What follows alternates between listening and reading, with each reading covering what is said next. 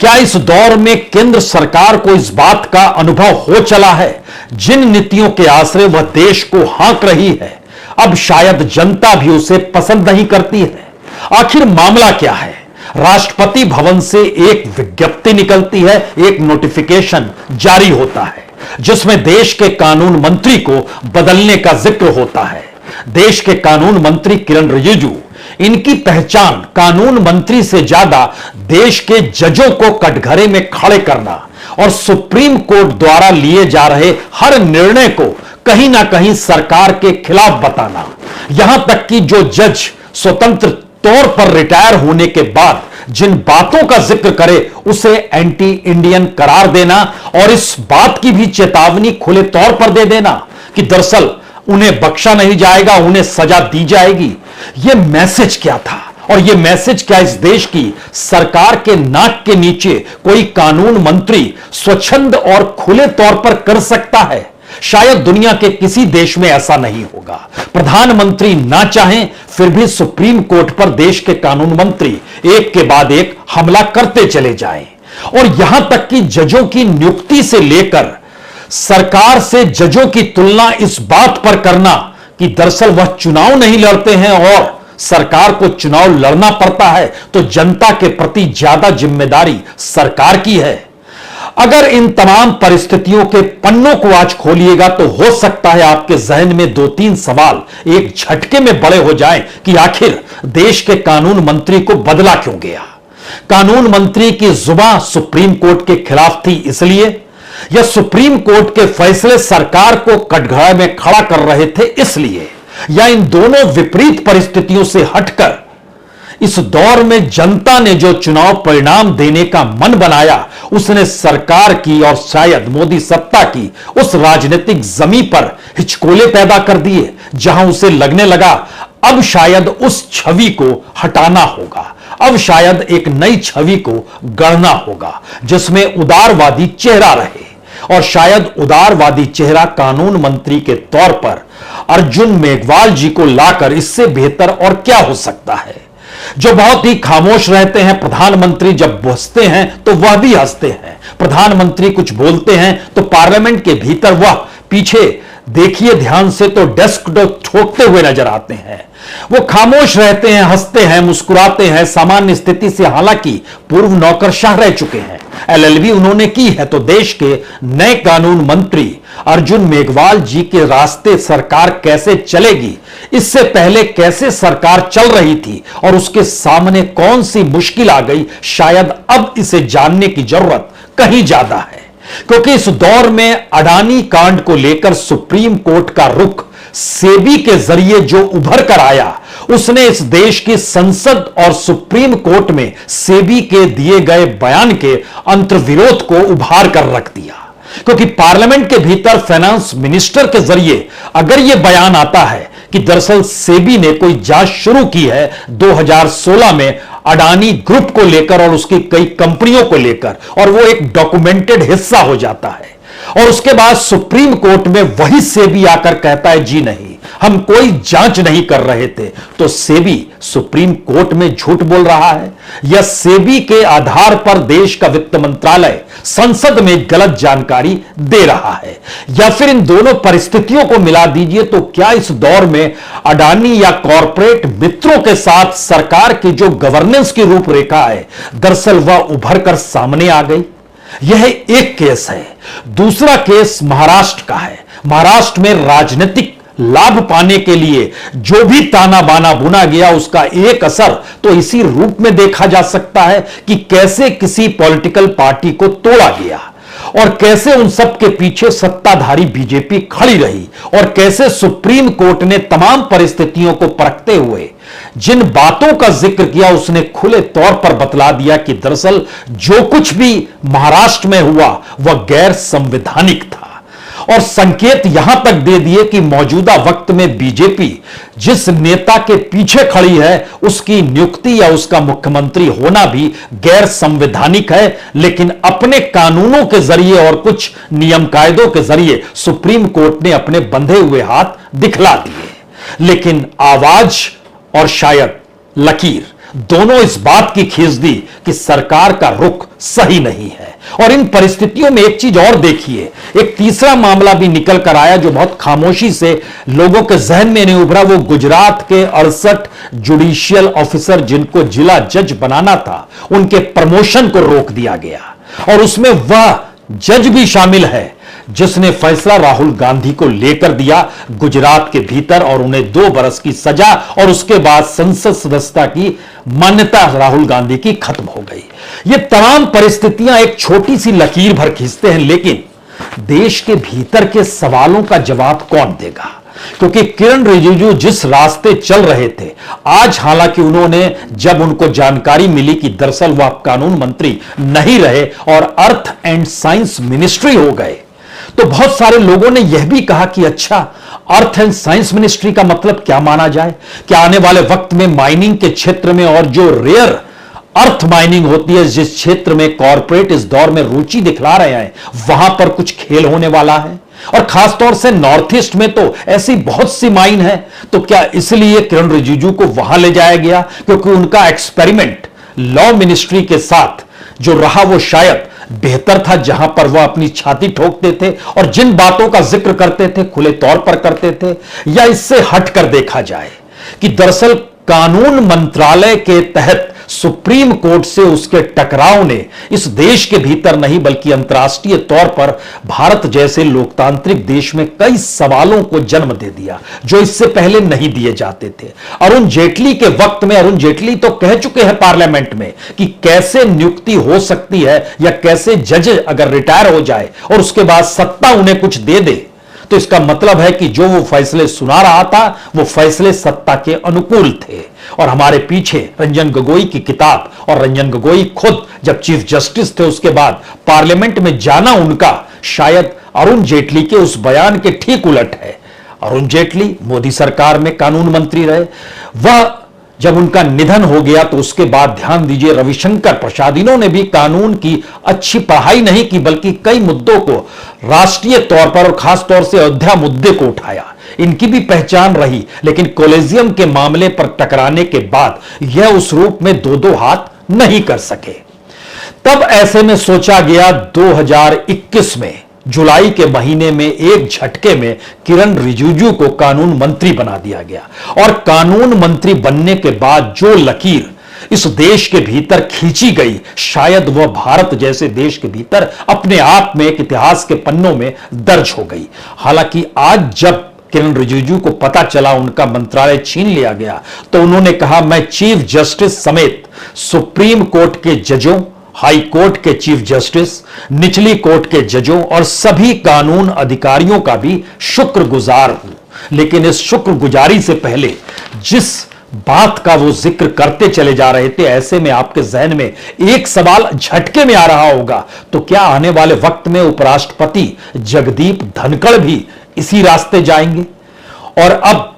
जिस लिहाज से उन्होंने सुप्रीम कोर्ट को लेकर जो बयान दिए, तो 2024 तक क्या प्रधानमंत्री मोदी अपनी छवि बदलना चाहते हैं? और इस छवि को बदलने का मतलब है कि वह एक उदारवादी चेहरा हो, वह एक डेवलपमेंट से जुड़ा हुआ चेहरा हो, क्योंकि अब उग्र तेवर के साथ, हिंदुत्व के साथ और बहुत ही इस मिजाज के साथ कि हम मुस्लिमों के खिलाफ हैं, हम हिंदुत्व के रास्ते चलेंगे, इन बातों का जिक्र अब किया जाना क्या वोट बैंक में खुद ही सेंध लग जाना है? या जनता उसके अनुकूल नहीं है? या फिर अगर विपक्ष जरा सी ट्रेनिंग पाले, जैसी गुजरात के बाद कर्नाटक में के भीतर उसने नई ट्रेनिंग के साथ बजरंग दल को खारिज किया, तो क्या ये एक नई परिस्थिति सरकार के सामने आ गई? और उसके सामने इस वक्त ध्येय तो एक ही है, टारगेट तो एक ही है, 2024 के चुनाव को जीतना। लेकिन जरा सोचिए, कोई कानून मंत्री अगर यह कहे कि कुछ रिटायर्ड जज करीब एंटी इंडिया ग्रुप का हिस्सा बन गए हैं, यह लोग कोशिश करते हैं कि भारतीय न्यायपालिका विपक्ष की भूमिका निभाए, देश के खिलाफ इस तरह के काम करने वालों को इसकी कीमत चुकानी होगी। कल्पना कर सकते हैं कोई कानून मंत्री ऐसे शब्दों का इस्तेमाल करे? 18 मार्च को यह कानून मंत्री के शब्द हैं, लेकिन एक झटके में टीएमसी के नेता हैं स्वागत राय, उनका यह कहना सामने उभर कर आया, दरअसल प्रधानमंत्री ने जो बंदूक रखी वह रिजिजू के कंधे पर रखी। अब यह सवाल है कि क्या नई बंदूक वह मेघवाल के कंधे पर रखेंगे, जहां पर छवि नई गढ़ने का सवाल उनके भीतर है। क्योंकि एक के बाद एक परिस्थितियों को देखिए तो देश के भीतर और बाहर भारत विरोधी ताकतें एक ही भाषा का इस्तेमाल करती है। ये शब्द कानून मंत्री रहे किरण रिजिजू के हैं। लोकतंत्र खतरे में है, इंडिया में ह्यूमन राइट का अस्तित्व नहीं है। एंटी इंडिया ग्रुप जो कहता है वही भाषा राहुल गांधी इस्तेमाल करते हैं। इससे भारत के प्रति बहुत ही खराब छवि बाहर बनती है। इस बात का जिक्र देश के कानून मंत्री कर रहे हैं। और यहां तक कि उन्होंने यह भी कहा, जब हाईकोर्ट के जज सोढ़ी साहब ने कहा कि सुप्रीम कोर्ट ने संविधान को हाईजेक कर लिया है, तो उसी के मुद्दे को उठाकर खुले तौर पर कानून मंत्री ने भी कह दिया, हां हाईजेक कर लिया है संविधान को सुप्रीम कोर्ट ने। और सुप्रीम कोर्ट में जनता का चुना हुआ प्रतिनिधि तो जाता नहीं है कि जो जनता को न्याय कहां से मिलेगा, हम ही से मिलेगा। इन बातों का जिक्र अगर किया जा रहा था तो इसका मतलब बहुत साफ है, सरकार टकराने की मुद्रा में थी। सरकार हर चीज अपने अनुकूल चाहती थी। उसने इस देश के तमाम इंस्टीट्यूशंस को जब अपने अनुकूल कर लिया तो उसे लगा कि सुप्रीम कोर्ट अनुकूल क्यों नहीं हो सकता है। हमने खास तौर से दो तीन किताबें पीछे रखी है। एक तो रंजन गोगोई की किताब है। यह खास तौर से अपने आप में शानदार किताब इसलिए है क्योंकि जो शख्स कानूनी भाषा में न्याय की परिभाषा समझाए और वही शख्स सत्ता के उसी कटघरे में खड़ा होकर सत्ता के अनुकूल हो जाए तो यह किताब एक मान्यता प्राप्त होगी। दूसरी एक किताब जो सबसे किनारे में है, यह किताब फालियस नरिमन की। इसमें इन्होंने जिन बातों का जिक्र किया है वो इस मायने में बड़ी महत्वपूर्ण है कि सुप्रीम कोर्ट की भूमिका और सुप्रीम कोर्ट दिए गए सरकार के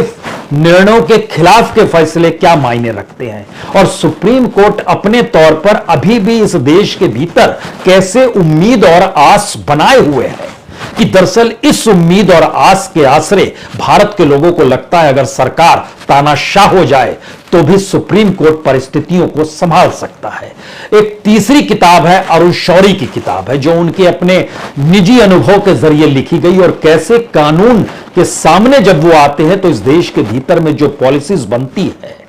उसमें हालांकि उन्होंने शुरुआत तो की है उस अरावली पहाड़ियों को लेकर जहां पर जमीन खरीदी और उसके बाद स्थितियां नाजुक हो गई और कैसे पूरा खेल इस देश के भीतर में खनन से जुड़ा हुआ है, जमीन से जुड़ा हुआ है, माफिया से जुड़ा हुआ है, पॉलिटिक्स से जुड़ा हुआ है और इन सब का एक नेक्सस काम करता है। इस परिस्थिति में हिंदुस्तान के भीतर लोग सोचते हैं यह किताबों में दर्ज है, लेकिन सरकार को अगर यह लगते रहा कि दरअसल सारे इंस्टीट्यूशंस के नाम लेने की आज जरूरत नहीं है, लेकिन सुप्रीम कोर्ट भी उनके हिसाब से काम करे और 2015 में पहला टकराव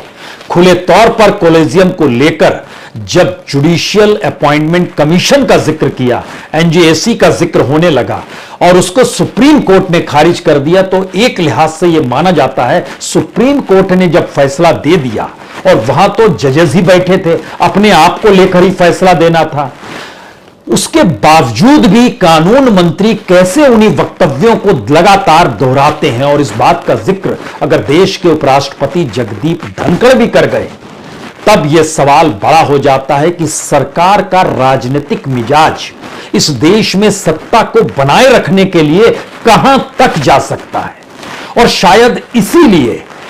महत्वपूर्ण यह था कि जनता द्वारा चुनी गई सरकारों का तमगा मोदी सत्ता के जब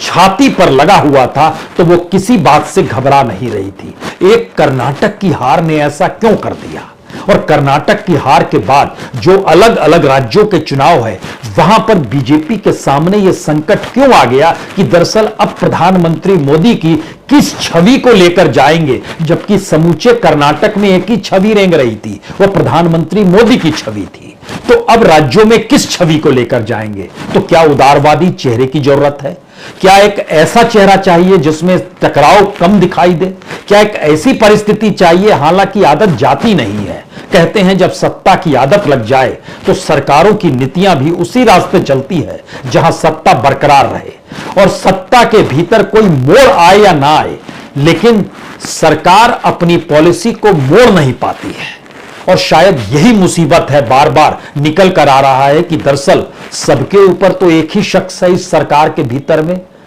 और जब सबका एक ही दाता है तो ऐसे में कोई एक्स रहे, कोई वाई रहे, कोई कौ रहे, कोई खौ रहे, सरकार का मिजाज तो वही रहेगा। लेकिन अब यह बात नहीं चलेगी। उसकी बड़ी वजह यह है कि जो फैसले इस दौर में निकल कर आए और जिस तरीके से टारगेट पर लेने का प्रयास नेताओं तक को हुआ और सुप्रीम कोर्ट जमानत तक देने की स्थिति में आ गई, तो उसने सवाल खड़ा किया कि सुप्रीम कोर्ट के दरवाजे इंडिविजुअल लेवल पर भी न्याय दिलाने की स्थिति में है, जहां पर एफआईआर दर्ज हो रही है। और एफआईआर क्यों दर्ज हो रही है, इस कटघरे में यूपी से लेकर असम तक को खड़ा किया गया। अब यह सवाल सबसे बड़ा है कि राजनीतिक तौर पर महाराष्ट्र को लेकर जो फैसला आया, और महाराष्ट्र के भीतर बीएमसी चुनाव अभी भी नहीं हो पाए हैं, जबकि उसकी उम्र मार्च में ही बीत चुकी है। बावजूद इसके अब यह कहा जा रहा है अक्टूबर में होंगे, उसके बाद कहा जा रहा है पता नहीं 2024 में ना हो जाए। इंतजार करने लगे कि अब ये 3-4 राज्यों के चुनाव जो होने हैं उसके बाद बीएमसी के चुनाव करेंगे। लेकिन ध्यान दीजिए, राजनीतिक तौर पर कर्नाटक के भीतर बीजेपी ने सबसे बड़ी जीत हासिल की। एक लिहाज से 99% लोकसभा की सीट उसी के पास। अब अगर वहां पर सेंध लगती है, महाराष्ट्र के भीतर सेंध लगती है, बिहार के भीतर सेंध लगती है, इधर मध्य प्रदेश में सेंध लगती है, अगर सत्ता डाइवर्ट होती है, डाइल्यूट होती है या सरकार चली जाती है, तो इन तमाम परिस्थितियों को आप देखिएगा तो एक झटके में यह महसूस कीजिएगा, अगर पुराने तेवर के साथ जैसे 2014 के बाद से मोदी सत्ता चली और जिस लिहाज से इस देश के तमाम इंस्टीट्यूशंस को खत्म कर दिया गया, उसके रूट्स को डिस्टर्ब किया गया, मीडिया को अपने अनुकूल कर लिया गया, और उसमें अब सुप्रीम कोर्ट और न्यायपालिका को लेकर जो चेक एंड बैलेंस का जिक्र अपनी परिभाषा के तहत सरकार करना चाह रही थी, जिसमें सबसे महत्वपूर्ण चेहरा इस दौर में कानून मंत्री का था, अब अगर वही परिस्थिति मौजूद रहेगी तो स्थितियां नाजुक हो जाएगी। और 2024 की सत्ता हर हाल में चाहिए। शायद यह लाल दरवाजों के और लाल दीवारों के गलियारों के भीतर, जिसको नॉर्थ और साउथ ब्लॉक कहते हैं, खास तौर से साउथ ब्लॉक जो प्रधानमंत्री कार्यालय है, जहां पर वहां पर तमाम डायरेक्टर्स की मौजूदगी भर नहीं होती है, बल्कि देश के हर मंत्रालय से जुड़ा हुआ एक अधिकारी वहां बैठा हुआ है। इस देश के तमाम राज्यों को लेकर जो नीतियां बनेंगी उसको लेकर एक अधिकारी बैठा हुआ है। तो कैसे संभव है कि कानून मंत्री किरण रिजिजू अपनी जुबान कह रहे थे? कैसे संभव है कि जगदीप धनखड़ देश के उपराष्ट्रपति अपनी जुबान कह रहे थे? और तो और जो कानून राज्य मंत्री एसपी बघेल है, वह भी एक आरएसएस के सभा में गए और वहां पर उन्होंने बहुत साफ तौर पर कहा कि दरअसल इस देश में टॉलरेंट मुस्लिम है ही नहीं। यानी उनका कहना था कि मेरे ख्याल से सहिष्णु मुसलमानों को उंगलियों पर गिना जा सकता है, और एक लकीर और वो आगे बढ़ा रहे हैं बतौर कानून मंत्री। एसपी बघेल स्टेट मिनिस्टर थे, जिनको आज हटा दिया गया और उनको हेल्थ मिनिस्ट्री भेज दिया गया। उनका यह कहना था, और यह भी कि ये मास्क पहनकर जो मुस्लिम है सार्वजनिक जीवन जीने की रणनीति बनाते हैं, चाहे वो उपराष्ट्रपति हो, चाहे राज्यपाल हो, चाहे वाइस चांसलर ही क्यों ना हो। यानी मुसलमानों के भीतर सहिष्णुता है ही नहीं, और जो भी होगी वो चंद उंगलियों पर गिनी जा सकती है, और इस देश के भीतर में जितनी भी संख्या उसमें चंद हजार लोग भी नहीं होंगे। इस बात का जिक्र इस देश के कानून राज्य मंत्री ने किया, और कानून मंत्री जो अपने तौर पर बात कर रहे थे वो तो हम आपको लगातार बता रहे हैं कि किस रूप में रिजिजू ने कहा कि कुछ रिटायर्ड जज एंटी इंडिया ग्रुप का हिस्सा बन गए हैं, कुछ लोग न्यायपालिका को सरकार के खिलाफ करना चाहते हैं, ऐसे लोग बचेंगे नहीं। ये कौन सी भाषा है और ये कौन सी परिस्थिति है इस देश के भीतर में? तो क्या अगर यह परिस्थिति सामने उभर कर आ गई, हम सामने उभर कर आना इसलिए भी कह रहे हैं क्योंकि सुप्रीम कोर्ट ने इस दौर में काम किया था, जब कॉलेजियम ने कुछ जजों के नाम भेजे तो उन्होंने रॉ और आईबी की रिपोर्ट के जरिए उसको खारिज कर दिया। तो उन्हीं रिपोर्ट्स को अपनी वेबसाइट पे डालकर सुप्रीम कोर्ट कॉलेजियम ने कहा देखिए ये गलत है, और उसके बाद सरकार की तरफ से कहा गया ये तो गुप्त रिपोर्ट थी, आपने क्यों ऐसे कर दिया? तो कॉलेजियम का जवाब था गुप्त रिपोर्ट किस बात की, ये तो जज बनेंगे और फैसले देश को लेकर देने हैं, यहां के तो इनके बारे में जो रिपोर्ट है वो तो सार्वजनिक होनी चाहिए। तो सार्वजनिक इसको आपको खारिज करना है तो खारिज कर दीजिए। यानी कॉलेजियम टकराने को सरकार से तैयार थी और यह टकराव सरकार को बर्दाश्त नहीं था। इस परिस्थिति के बीच यह सरकार चल रही है और इस परिस्थिति के बीच सरकार के सामने चुनावी हार आकर खड़ी हो जाती है। तो ये जो वेबसाइट पर 3 लेटर जो जारी किए गए थे वो वकील सौरभ कृपाल के थे, सोमशेखर सुंदरेशन थे और जॉन सत्यन के थे। और उसमें यह बताया गया था कि जो रॉ और आईबी की आपत्तियां उसका हम खंडन करते हैं। अब यहां पर जो आखिरी सवाल सबसे बड़ा सवाल है, यह सवाल भारत की राजनीति के भीतर उन चीजों को जन्म देता है कि सरकार का रुख आने वाले वक्त में क्या होने वाला है। दूसरी परिस्थिति बताता है कि इस देश के भीतर में जो भी संविधान के हिसाब, नियम कायदे के हिसाब और वो संस्थान भी जो शायद सरकार के लिए काम करने लगे, जिसमें विपक्ष नाम सीबीआई का लेता है, ईडी का लेता है, सीवीसी का लेता है, यहां तक कि इलेक्शन कमीशन तक का नाम लेता है, कोई अगर अपने हिसाब से काम करे तो ज्यादा से ज्यादा क्या होगा? ट्रांसफर होगी, पोस्टिंग होगी, किनार कर दिए जाएंगे। इससे हटकर या इससे ज्यादा तो कुछ भी नहीं होगा। तो ऐसे में सुप्रीम कोर्ट का एक मैसेज शायद इस देश के तमाम स्वायत्त संस्थानों को, तमाम कॉन्स्टिट्यूशनल इंस्टीट्यूशन को भी है, आपको अपने हिसाब से काम करना चाहिए। हम टिके हुए हैं ना, जो नहीं टिके उनको भूल जाइए। लेकिन दूसरा मैसेज सरकार की तरफ से निकल कर आता है कि अगर जो टकराएगा तो उसके खिलाफ कानून मंत्री का चेहरा देख लिया, लेकिन कोई भी मंत्रालय के भीतर में इस तरीके की परिस्थिति आ सकती है। लेकिन एक तीसरा सवाल जुड़ा हुआ है, जनता जब फैसला करती है और चुनाव में हार दिखा देती है तो फिर इस देश की परिस्थितियों को बचाने के लिए और शायद इस देश में सही रास्ते पर सरकार चले, ऐसे राजनीतिक फैसले जो चुनाव के जरिए उभरते हैं वो सरकार के राजनीतिक फैसलों पर कैसे भारी पड़ जाते हैं।